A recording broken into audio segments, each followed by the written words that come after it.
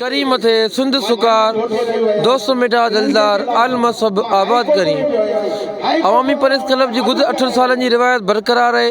हर साल जा हिन साल भी साल 2022 जे आख़िरी ॾींहं मौक़े ते मलीर वासियुनि जी सुरमुई शाम जे उनवान सां मलीर डैम मेमोगोट में हिकु तक़रीब मुनक़िद कई वई आहे, जिते मलीर जा फ़नकार सुर वखेरींदा आहिनि ऐं हितां जा अॻुवान पंहिंजी साल जी कारकर्दगी जो जाइज़ो वठण लाइ ख़ुदि एहतिसाबी जे अमल तौरु पाण खे पेश कंदा आहिनि।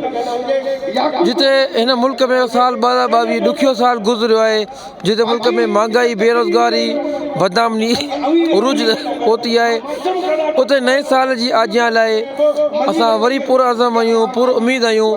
इन सिलसिले में हिते मौजूदु चूंडियल नुमाइंदनि तोड़े हितां जे इंतिज़ामिया सां ॻाल्हि ॿोल कंदासीं त हिन ॾींहं खे मल्हाइण जो कहिड़ो मक़सदु आहे ऐं नए साल 2023 जे आजियां जे मौक़े ते हो कहिड़े अज़म जो इज़हार कनि था।